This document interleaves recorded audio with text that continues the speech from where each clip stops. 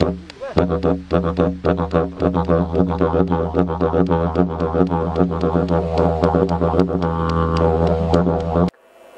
and welcome to QSTV. I'm Meredith Ransley.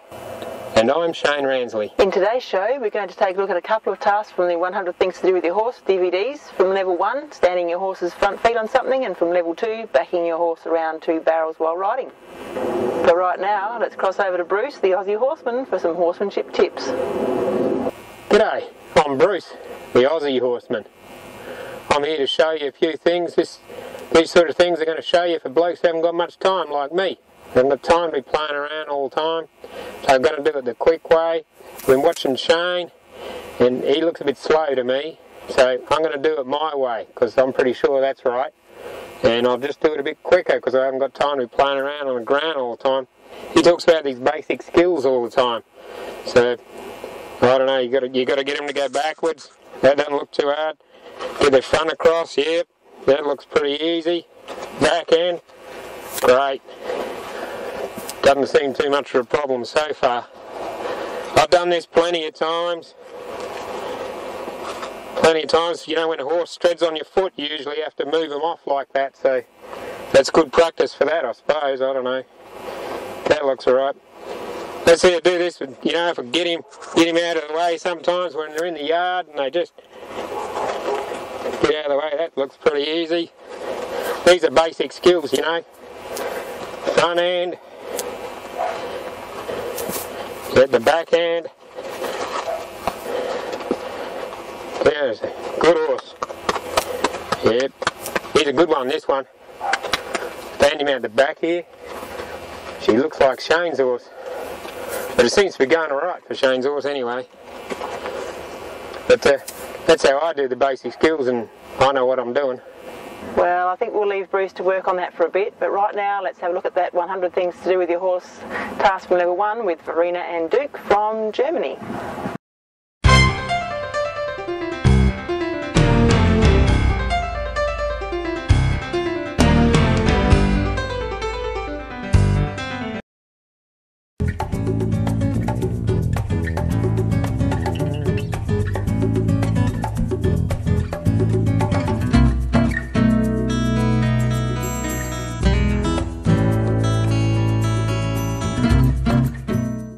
Ask your horse to put their 2 front feet on something, you might even want to start with something a little bit bigger and work your way down to something smaller, or maybe even start from further away until they get used to the idea. But it's really important to remember to give your horse clear direction when you ask them, and give them release and comfort, let them know they've done the right thing, and reward the slightest try when they do. Ask your horse to go forward a bit, release, rub, let her know she's done the right thing. Ask again, another step, good girl. Give her a rub, let her know she's done a good job. Let's see if we can get a foot up there this time. Good girl, there's one. Give her a nice big rub. Let her know she's on the right track. See if we can get the other one. Good job. And appreciate and reward every little try, and pretty soon your horse will just walk straight up and put their front feet on anything you ask them to. Let's see if we can find the Cryptic Horseman for some horsemanship tips. I'm out here looking for the Cryptic Horseman. I've heard he's here somewhere. Let's see if we can find him. Come with me.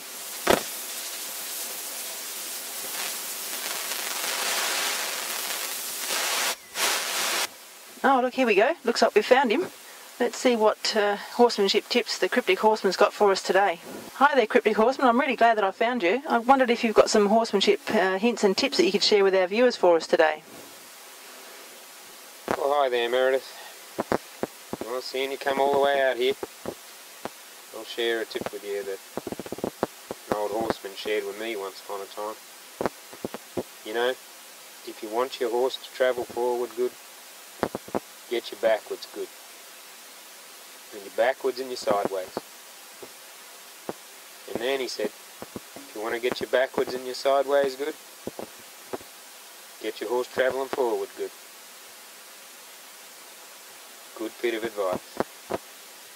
Well, thank you for that, Cryptic Horseman. Now let's have a look at the 100 Things to Do with Your Horse Level 2 task with Mandy and Roman from South Australia.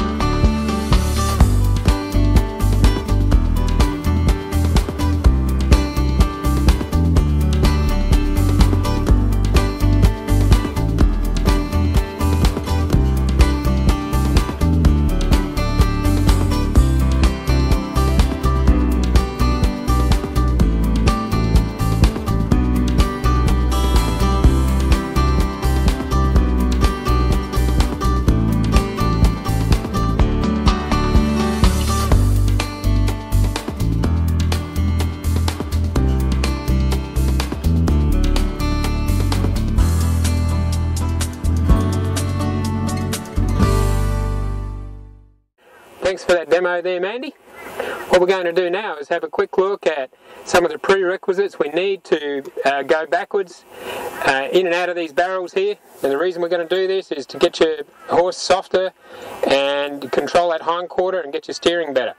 So some of the prerequisites we're going to need is backwards and sideways. You're going to need a forequarter and hindquarter yield to be able to go backwards in and out of these barrels. So it might not be as easy as it looks.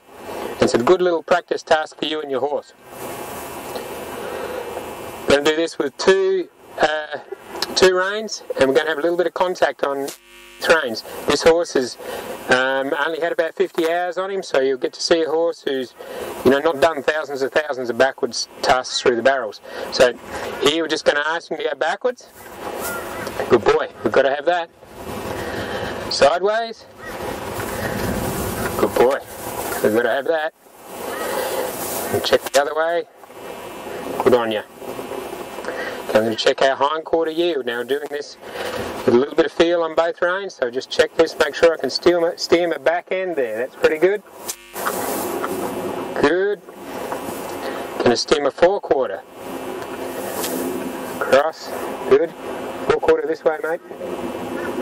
Alright, try it out. We'll see how we use these as we go backwards through the barrel. Here we're going backwards. Now I can do a turn two ways. Here I can use my back end or my front end. On this first one here I'm going to use my front end. So backwards, front end across. Oop. Okay, so that was using my front end. It's good for practicing forequarter yields. Here I'm going to use my back end as I do this turn. Oop, too much.